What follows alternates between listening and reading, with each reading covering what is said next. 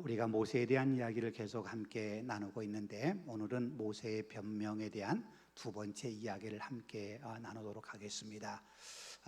우리가 지금까지 보아왔던 것처럼 모세는 태어나자마자 죽어야 될 그런 상황 속에서 태어났습니다. 모세의 부모님 그리고 하나님의 기적 같은 섭리를 통해서 죽어야 될 상황에서 태어난 모세이지만 죽지 않고 오히려 히브리 민족을 죽음으로 내몰았던 바로가 있는 그 바로의 왕궁에서 40년 동안 민족의 지도자로, 비록 히브리 민족은 아니지만 애굽 민족의 지도자로 그런 훈련을 받게 됩니다. 그런데 40년 후에 이스라엘의 지도자가 되겠다고, 이스라엘 위해서 뭔가를 하겠다고 나선 모세는 결국 실패하고 말지요. 그리고 살인자가 되어서 미디안 광야로 도망을 가고, 거기에서 미디안 광야에서 미디안의 제사장의 양을 치면서 40년을 살게 돼요. 그 40년의 삶은 한마디로 말하면 철저하게 자기를 부인하는 훈련을 받는 삶이었다, 이렇게 이야기할 수 있어요. 지도자로 훈련받았던 모세, 그리고 자기를 부인하는 그런 철저한 훈련을 받았던 모세였는데, 출애굽기 3장에서 하나님의 부르심을 받았을 때 모세는 어떻게 응답했을까? 오늘 지금까지 보아온 것처럼 모세는 하나님의 부르심에 즉각적으로 응답하지 못했어요. 지난주에 말씀을 나눴던 것처럼 모세는 내가 누구이기에 바로에게 가며 내가 누구이기에 이스라엘 백성을 이끌어낼 수 있겠습니까? 라고 하나님께 변명을 하면서 자신은 이스라엘을 위해서 할 수 있는 일이 아무도 없다, 아무것도 존재하지 않는다, 그렇게 하나님 앞에 나는 이 하나님의 부르심에 응답할 수 없다고 이야기를 하는 거지요.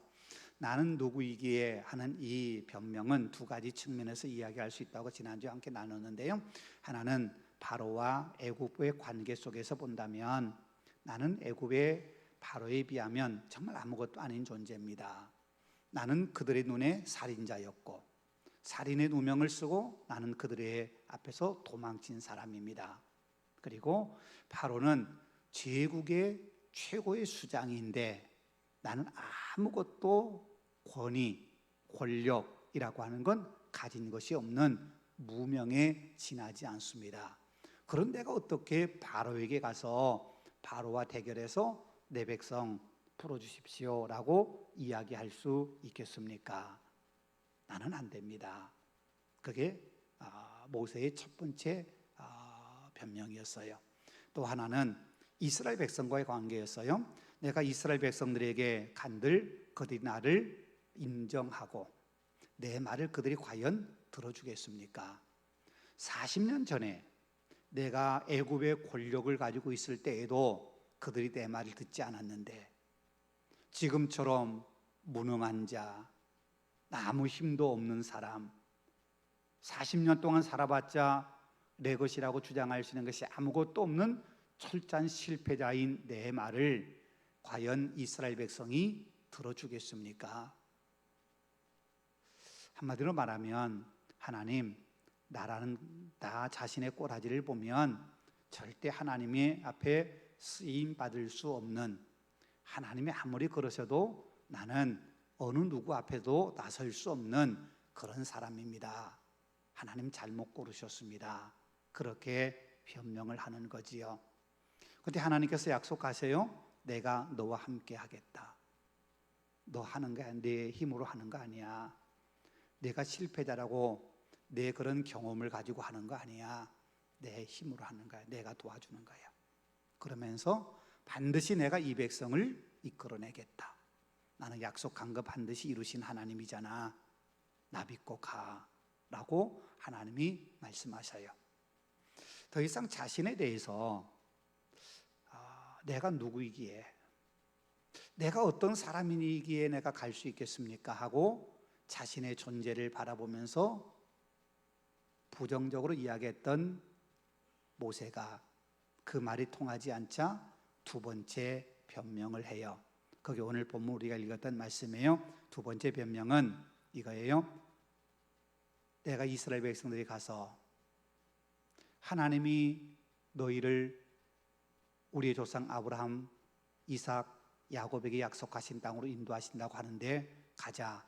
그렇게 말할 때 이스라엘 백성들이 너를 보낸 그 하나님이 누구냐? 그 하나님의 이름이 뭐냐? 라고 물으면 내가 뭐라고 대답해야 됩니까? 라는 거예요.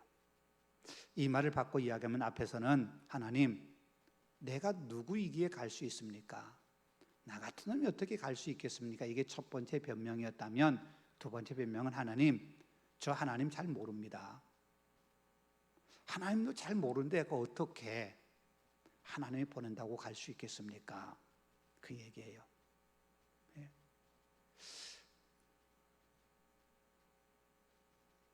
내 말 듣고 따라와. 하나님이 나를 보내셨어 라고 이스라엘 백성들 앞에 이야기할 때, 그래? 너 보내신 하나님? 그분이 어떤 분인데? 그분이 뭔데? 라고 백성들이 반문할 때 내가 뭐라 대답해야 됩니까? 난 대답할 말을 모르겠습니다. 그 얘기예요. 네. 여러분, 이건 굉장히 중요한 문제예요. 왜 모세는 난 하나님 잘 모릅니다. 더군다나 이스라엘 백성도 하나님 잘 모를 겁니다. 그러기에 하나님이 너를 보낸 하나님 이름이 뭐냐?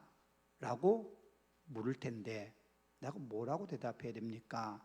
라고 모세는 하나님께 질문하는 거예요. 여러분, 왜 이스라엘 백성이 하나님에 대해서 제대로 모를까요?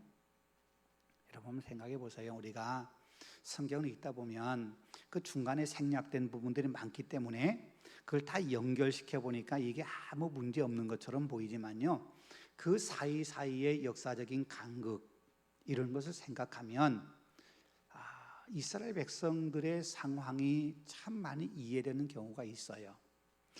오늘 본문의 이야기도 그래요. 자, 모세가 하나님께 이스라엘 백성들이 하나님이 도대체 누굽니까? 하나님이 당신을 보냈다는 그 하나님 이름이 뭡니까?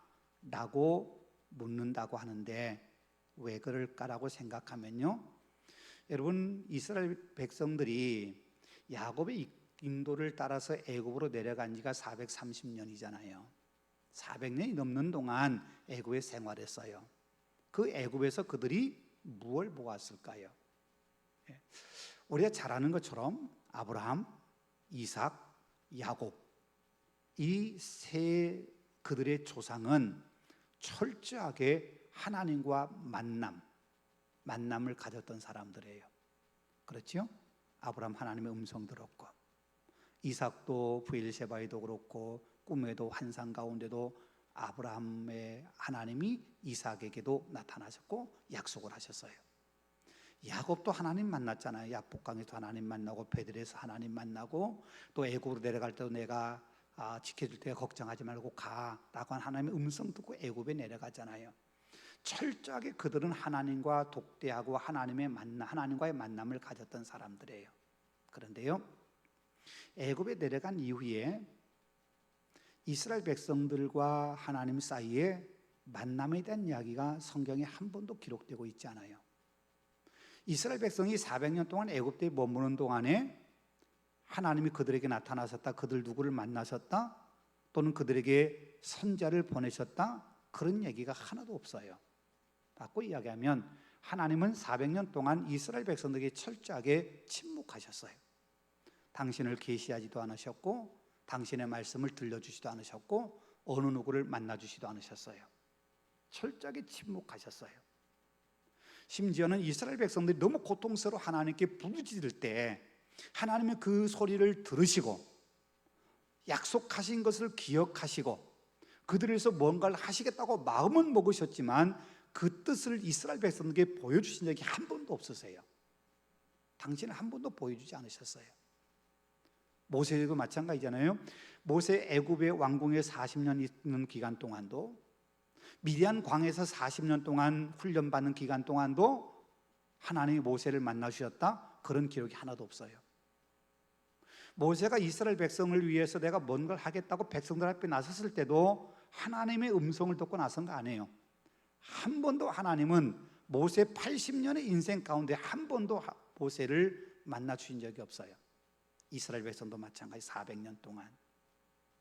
그 400년 동안 하나님의 음성도 듣지 않았고 하나님 말씀 듣지 않았고, 어쩌면 그들이 신앙을 지키고 하나님을 기억하는 것은 아브라함의 하나님, 이삭의 하나님, 야곱의 하나님, 그 하나님을 만났던 조상들의 이야기를 전해 듣고 들으면서 기억하는 것밖에 없어요. 여러분, 그렇다면 아무리 구전 이렇게 말로 전해지는 그것이 발달된 히브리 민족이라 하더라도 400년 동안 지나는 동안에 얼마만큼 하나님에 대한 기억이 또렷하게 전달되었을까요? 400년이 아니라 40년조차도 우리가 기억하고 있는 걸 정확하게 전달하는 게 쉽지 않아요. 더군다나 내가 경험한 것도 아니잖아요. 우리 조상이 경험한 거고 우리 조상의 이야기인데, 그걸 내가 정확하게 내가 하나님을 만난 것처럼 우리 후손들에게 전달한다. 그게 쉽지 않아요. 그렇죠? 불가능한 얘기예요. 더군다나 그들이 살아가는 삶의 여건은 애굽이라고 하는 제국 속이잖아요. 애굽은 다신교예요. 굉장히 많은 신들을 섬겨요. 그 많은 신들을 섬기는 그 문화 속에서, 그 많은 신들을 섬기는 그 종교적인 상황 속에서 이스라엘 백성들이 우리는 여호와 하나님, 우리의 조상의 하나님, 천지를 만드신 하나님, 그 하나님만 우리가 섬기겠다, 그렇게 마음 굳게 먹고 그렇게 그들이 그 문화 속에서 고고하게 신앙을 지켜올 수 있었을까? 쉽지 않았을 거예요. 결코 쉽지 않았을 거예요. 그들이 태어나면서부터 이미 애굽의 문화, 애굽의 종교 속에 깊이 젖어서 그 삶을 그들이 함께 살았어요. 그래서요, 출애굽한 이후에도 그들은 애굽에서 사용하였던 그 생활의 습관, 신앙, 종교의 습관, 이런 걸 끊임없이 갖고 있었어요. 우리가 잘 아는 대표적인 것이 출애굽기 32장에 기록되고 있는 아론이 금송아지 만든 거예요. 모세가 하나님의 율법을 받기 위해서 시내산에 올라갔을 때 40일 동안 내려오지 않으니까 시내산에서 이스라엘 백성들이 우리를 여기까지 인도했던 모세가 어떻게 됐는지 모르니까 우리 다시 애굽으로 돌아가자, 우리 애굽으로 돌아갈 신을 만들자, 그러면서 금송아지 만들었잖아요. 이게 애굽의 신이에요. 그들은 철저하게 애굽에 탈출하면서 애굽의 문화를 버리면 좋을 텐데 애굽의 문화를 버린 게 아니라 여전히 갖고 있었어요. 언제까지 갖고 있었는지 아세요? 그들이 가나안 땅에 들어간 이후에도 40년 동안 광야 생활하면서 애굽의 문화에 익숙했던 사람들이 거의 다 죽고 20세 이하 된 사람들만 살아서 가나안 땅에 들어갔잖아요. 그런데 가나안 땅에 들어가서도 여전히 이스라엘 백성들은 애굽의 신들, 애굽의 문화를 벗지 못했어요. 여호수아 24장 12절 말씀, 여호수아가 유언과 같이 한 설교 말씀 가운데 이런 말씀이에요. 애굽에서 섬기던 신들을 제하여 버리고, 이렇게 말씀해요. 여호와만 섬기라. 이거 무슨 말이냐면 지금 가나안 땅 정복을 거의 끝냈어요. 가나안 광야를 지나서 가나안 땅 들어와서 가나안 땅 정복을 거의 끝났을 때조차도 여전히 이스라엘 백성들 사이에서는 애굽의 문화, 애굽의 신들의 그런 모습들이 여전히 남아 있었다는 거예요. 그래서 애굽의 신들을 버려야 된다, 그렇게 말한 거예요. 만약에 그들이 광야 생활 훈련받은 40년 동안 애굽의 문화와 애굽의 종교를 버렸다면, 그리고 가나안 땅에 들어가서 가나안 땅에 정착하면서 그 문화와 그 신앙, 그 애굽의 신들을 다 버렸다면 굳이 여호수아가 죽기 앞서 유언과 같은 말씀을 통해서 애굽의 신들 버려라, 애굽의 종교 버려라, 그런 말을 굳이 하지 않아도 될 거예요. 그런데 여전히 갖고 있기 때문에 여호수아가 애굽의 신들, 너희가 섬겼던 신들 다 버려야 돼 라고 말씀하고 있는 거예요. 그만큼 400년 동안 그 땅에 살면서 그 땅의 문화와 동일화되면서 그 땅에서 태어나면서 그들이 겪었고 그들이 보았고 그들이 함께 살았던 애굽 사람들의 신앙과 삶의 모습을 이스라엘 백성은 여전히 간직하고 있었어요. 그리고 앞에 말씀드린 것처럼 그들은 하나님을 경험한 적이 없어요. 그냥 조상들이 전해준 하나님에 대한 이야기를 듣고 우리가 기도할 수 있는 분은 하나님이겠구나 라고 생각했을지 몰라요. 어쩌면 출애굽기 2장에 기록되고 있는 그들이 극심한 고난 가운데 하나님께 부르짖을 때 그 부르짖음도 정확하게 여호와 하나님께 부르짖었는지도 그건 모르는 거예요. 너무 고통스럽기 때문에 누군가에게 부르짖었는데 그 부르짖음 하나님이 당신을 향한 부르짖음이라는 거 알고 들으셨다고 말씀하셨는지 몰라요. 그만큼요 이스라엘 백성들은 하나님을 참 많이 잃어버렸어요. 그러기에 우리 조상의 하나님이 나를 너에게 보냈다 그럴 때 그들이 우리 조상의 하나님? 그분이 누군데? 라고 말할 수 있다는 거예요. 또 하나요, 모세 입장에 생각해 보십시다. 분명 모세는 어머니에게 신앙을 배웠을 거예요. 그렇기 때문에 자신이 히브리 민족, 히브리인이라고 하는 그런 자긍심, 또 자기 정체성을 분명히 가졌던 사람이에요. 그런데요, 보세요. 모세가 자랐던 애굽의 왕궁이 어떤 곳입니까? 이집트, 애굽의 문화, 학문, 예술, 종교의 중심지예요. 전에도 말씀드린 것처럼 바로라고 하는 왕은 단순히 우리가 생각하는 왕이 아니에요. 바로는 태양신의 아들. 그래서 태양신이 애굽의 백성들을 위해서 보내준, 우리로 말하면 메시아와 같은 분이라고 생각했던 거예요. 신으로 섬겼어요. 그 신이 머무는 곳이 애굽의 왕궁이에요.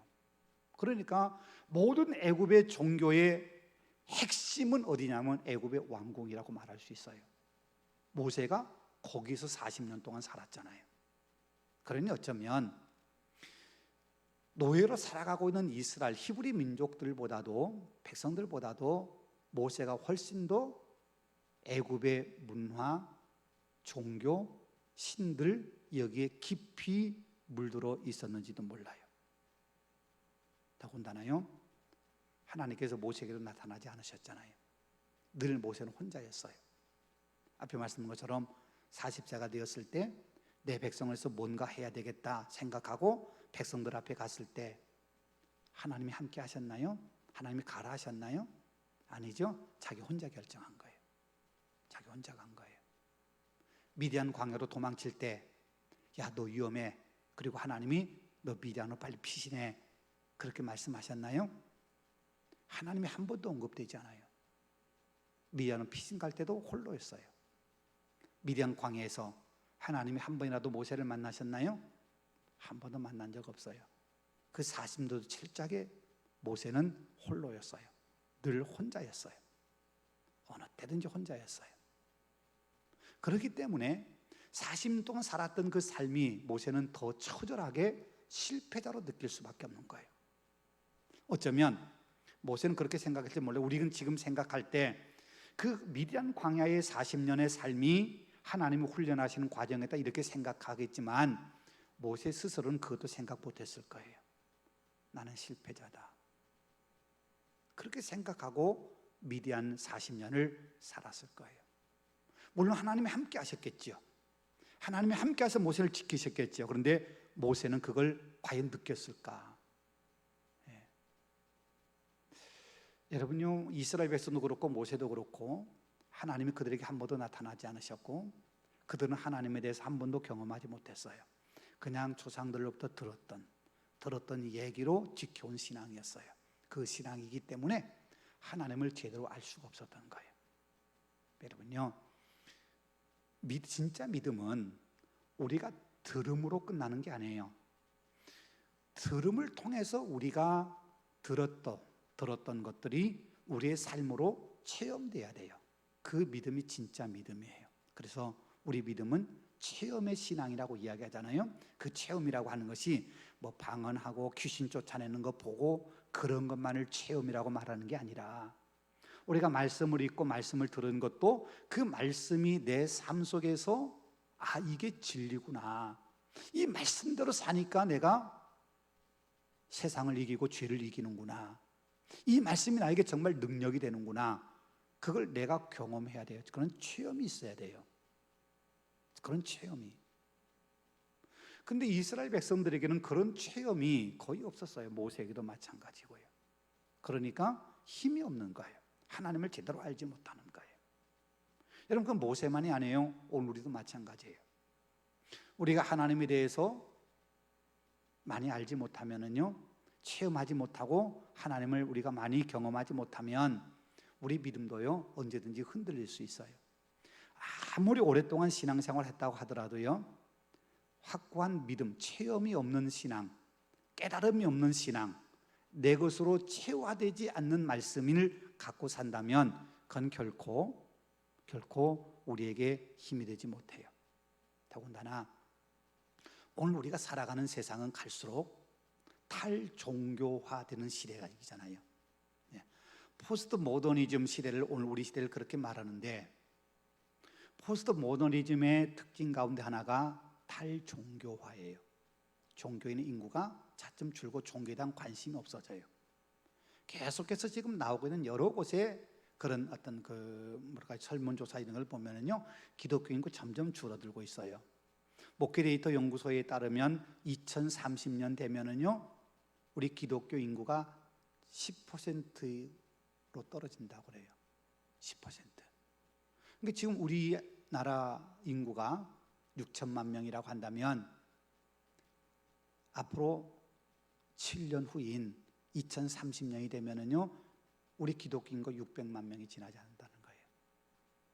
지금은 뭐 1,500만 명 이야기하기도 하고, 뭐 1,100만 명 이야기하고, 뭐 그렇게 이야기하는데 엄청나게 줄어든다는 거예요. 엄청나게.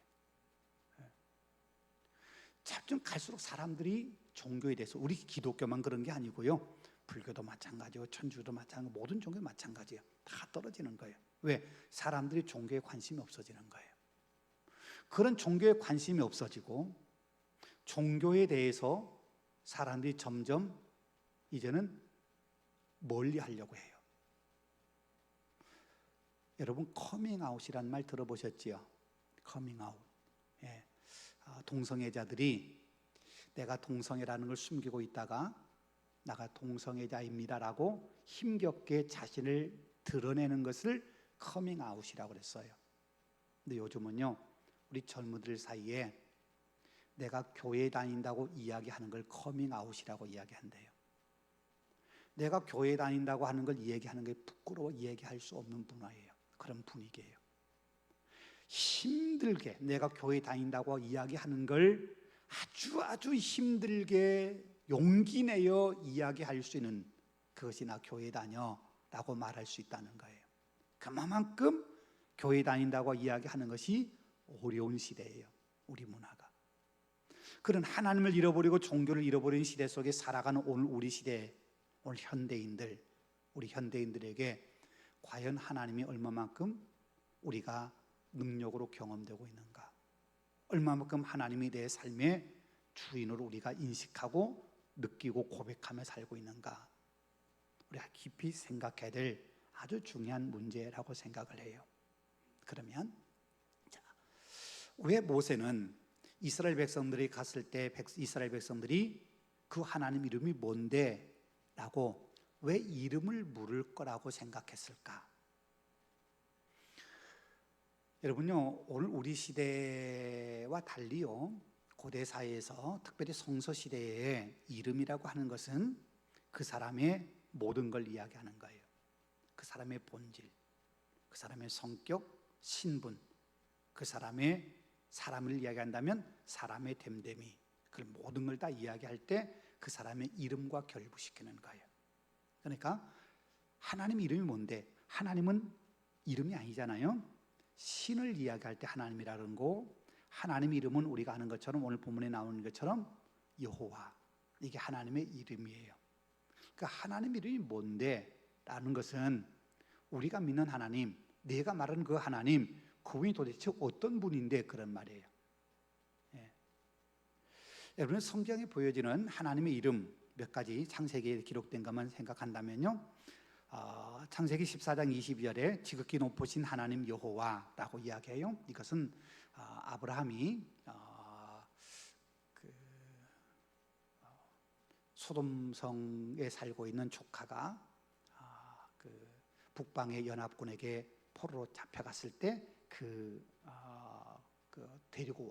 다시 데리고 온 다음에 멜기세덱이라고 하는 제사장과 이야기하던 도중에 내가 믿는 하나님은 지극히 높으신 하나님 여호와다, 이렇게 표현하는 것을 볼 수 있어요. 내가 믿는 하나님은 지극히 높으신 하나님이다. 이 땅의 하나님, 이 땅의 어떤 신이 아니라 지극히 높으신 분이다. 창세기 16장 13절에서는 이것은 하갈이 이야기한 건데요, 하갈이 자기가 아이를 잉태한 걸 알고 자기의 주인 사라를 이렇게 멸시했잖아요. 그 때문에 쫓겨난 하갈이 도망치다가 하나님을 만났어요. 하나님을 만나고 하나님을 이렇게 이름 붙였어요. 감찰하시는 하나님. 하갈은 지금까지 하나님 이야기를 듣긴 들었어요. 근데 그 하나님은 주인의 하나님, 여주인의 하나님이었어요. 아브라함의 하나님, 사라의 하나님이라고 생각했지 나의 하나님이라고 생각하지 않았어요. 사라를 보살피는 하나님이라고 생각했지 나를 보시는 하나님이라고는 생각하지 않았는데, 도망치는 자신에게도 하나님이 나타나는 자신을 지켜주는 걸 보니까 하나님은 모든 사람을 감찰하시고 도우신 하나님이구나, 이걸 깨닫고 하나님은 감찰하시는 하나님이구나, 이렇게 고백하는 거예요. 창세기 17장에서는 전능하신 하나님, 이건 하나님 스스로가 다 이야기하신 거예요. 나는 전능한 하나님이다. 전능한 하나님이다. 그러면서 아브라함에게 또 사라에게 1년 후에 내가 아이를 낳을 거다, 그 얘기를 해주셔요. 여러분요, 여기 나와 있는 이 이야기들은 하나님의 일부분을 보여주는 이름이에요. 하나님 전체, 하나님의 존재 자체를 말하는 것은 여기에서는 완벽한 이름이라고 말할 수 없어요.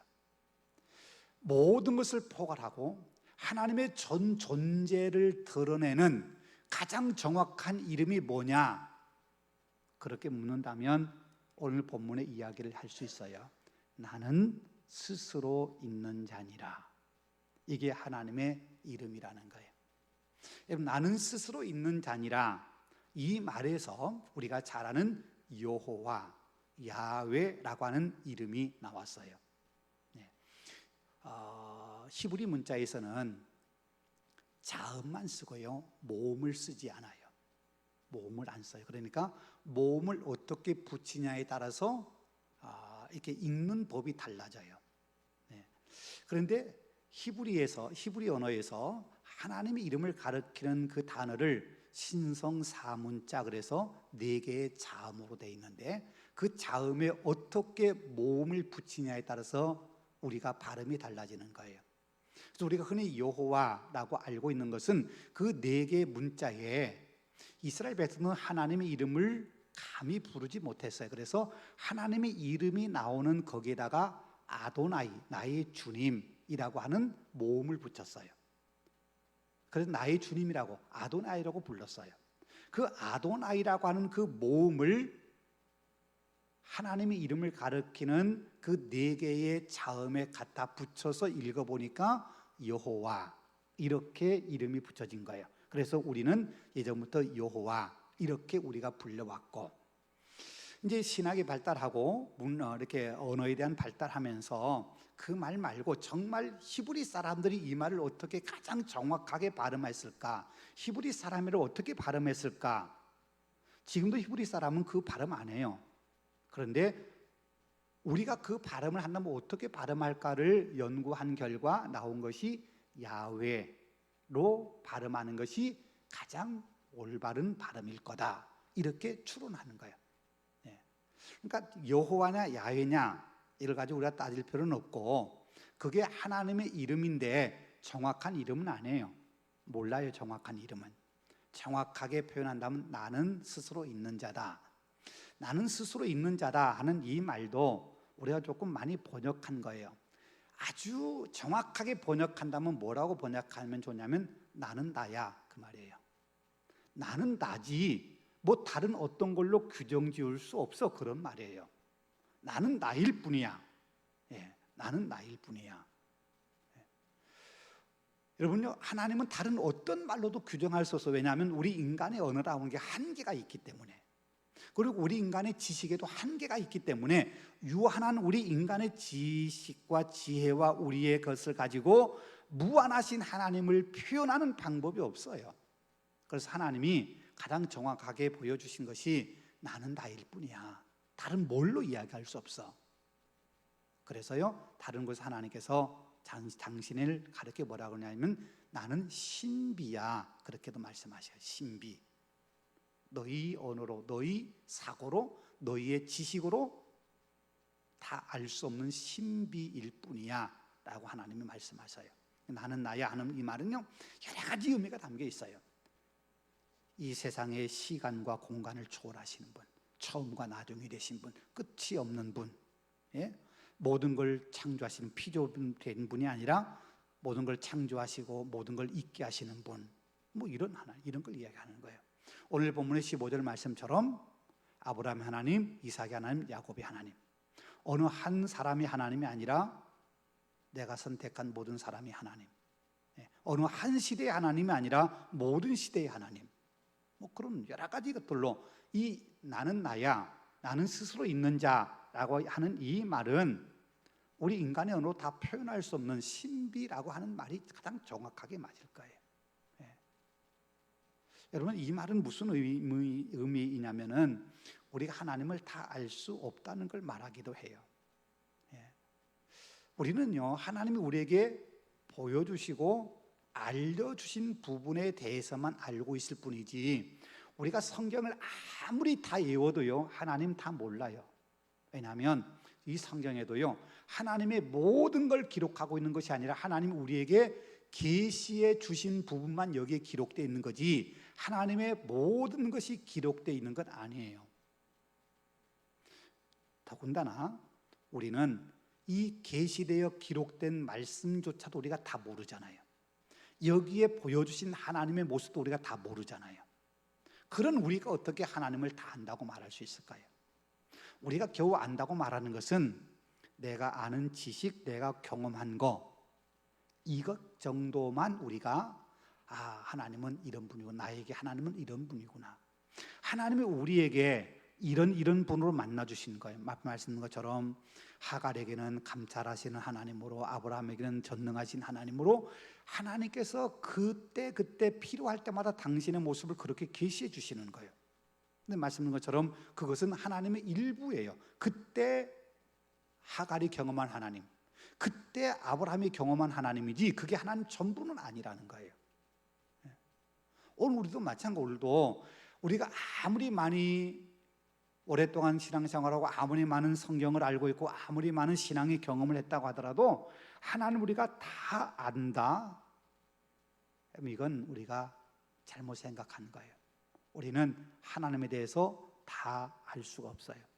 다 알지도 못하고, 하나님이 아무리 많이 계시해 주셔도 우리는 다 하나님을 알지 못해요. 그게 우리 인간이에요. 그걸 우리가 인정하고 살아야 돼요. 자, 그런데 문제는 뭐냐면 오늘 본문의 모세처럼, 모세도 나도 하나님 정확히 모릅니다. 이스라엘 백성도 하나님 정확히 모릅니다. 하나님 이름이 뭡니까? 라고 묻잖아요. 여러분, 이것은요, 모세가 하나님의 존재를 알고 싶어서, 하나님이 어떤 분인가를 알고 싶어서 묻는 질문은 아니에요. 나도 하나님 모르는데, 이스라엘 백성도 하나님 모르는데 내가 가서 그들에게 하나님 보내서 또 왔다고, 하나님 보내서 내가 온 거야, 너희 하나님 말씀 듣고 가자, 그럴 때 과연 이 백성이 가겠습니까? 하나님이 누군지도 모르는데 어떻게 가겠습니까? 하고 모세가 안 가기 위한 변명을 하고 있는 거예요. 안 가려고. 하나님 잘 몰라요. 근데 여러분요, 그게 모세만의 변명이 아니에요. 우리도 종종 하나님께서 우리에게 말씀하실 때 때로 그게 하나님의 말씀인지 알면서도 과연 이대로 살아도 되는 걸까? 이대로 살면 내게 혹시 손해되지 않을까? 하는 마음이 우리에게 있어서 말씀을 듣고도 말씀대로 순종하여 사는 것을 주저할 때가 있잖아요. 솔직하게 많잖아요. 왜 그래요? 우리는 아직 하나님을 다 알지 못하기 때문에 그래요. 우리 하나님을 다 알지 못하기 때문에. 하나님 나에게 이렇게 나를 쓰시기를 원하는데 라고 하는 마음에 감동이 오는데 우리가 선뜻 거기에 응답하지 못한 이유가 뭐냐면 내가 이렇게 할 때 정말 하나님이 나를 지켜주실까? 하는 내 마음속에 의심이 들어요. 온전히 신뢰하지 못해요. 왜요? 하나님을 다 알지 못하기 때문에. 머리로는 아는데 가슴으로 다 알지 못하고, 가슴으로 느껴지는 것 같은데 그게 내게 확신이 안 되고, 아주 복잡한 관계 속에서, 역관계 속에서 우리가 하나님에 대해서 우리도 여전히 모르는 부분이 많아요. 그러면 그 모른다고 하는 게 변명이 될까? 변명이 될까? 우리가 하나님을 다 알고 나서, 그리고 하나님의 말씀에 순종하고, 다 알고 나서 내가 하나님의 말씀에 순종하여 내가 일을 해야 되겠다, 그렇게 생각한다면요, 우리는 아무것도 알 수가 없어요. 가끔요, 이렇게 세례를 받아야 된다 이렇게 이야기하면 어떤 경우에는 어떤 분들은 주저해요. 내가 신앙도 별로 없는데, 내가 교회는 또 다니긴 다니지만 성경도 모르고, 내가 뭐가 뭔지도 잘 모르는 내가 세례 받아도 됩니까? 그런 생각해요. 내가 잘 알고 나면서 세례를 받는다면 누가 세례 받을 수 있겠어요? 여러분, 성경을 아무리 많이 읽어도 우리가 성경 다 깨우칠 수 없어요. 여러분에게 성경 공부를 가르치고 있는 이 안 목사도 성경 다 안다? 몰라요. 다 안다고 말하는 건 교만이고요, 거짓말이에요. 네. 내가 다 알고 나서 가르치겠다 그러면요, 못 가르치지요. 왜요? 하나님은 무한하신 분인데, 무한하신 하나님을 이 성경 속에 담고 있는 제가 어떻게 이걸 다 가르치겠어요? 다 알겠어요? 알고 있는 것만 제가 말씀드리는 거예요. 그렇지 않아요? 예. 여러분, 우리 신앙생활 할 때도 마찬가지. 내가 다 알고 나서 하리라, 못해요. 죽어도 못해요. 죽을 때까지도 못해요. 그냥 내가 조금 알지만 조금 안 이걸 가지고 여기에 내가 믿음을 심는 거예요. 그래서 여기 이곳에도 하나님이 역사하시는구나, 이곳에도 하나님이 함께 하시는구나. 여러분, 이게 믿음이에요. 다 알아야 믿음을 갖는 게 아니라 내가 알고 있고 내가 경험한 작은 것이지만 그 작은 것이 하나님의 말씀이구나, 이것이 하나님의 능력이구나 라고 우리가 고백할 수 있는 게 그게 신앙이에요. 여러분 보세요. 베드로가요, 오병이어 사건이 있고 난 다음에 예수님께서 그런 말씀하셔요. 너희가 인자의 살을 먹고 인자의 피를 마시지 않으면 결코 영생을 얻지 못하리라. 인자는 하늘에서 내려온 생명의 떡이다. 뭐 그렇게 이야기하니까 사람들이 그 말을 듣다가 요한복음 6장에 보면요, 이 말씀 어렵다, 그리고는 다 가버려요. 제자들만 남았을 때 예수님께서 물으시잖아요. 너희도 가려느냐? 그럴 때 베드로가 유명한 고백을 하잖아요. 영생의 말씀이 여기 계신데 우리가 어디로 가겠습니까? 주님의 영생의 말씀, 주님의 말씀이 영생의 말씀인데 우리가 어디로 가겠습니까? 여러분, 그렇다면 베드로가 다 깨닫고 그 말했을까요? 아니에요. 그 다음에도 베드로가 주님 부인하고 그러잖아요.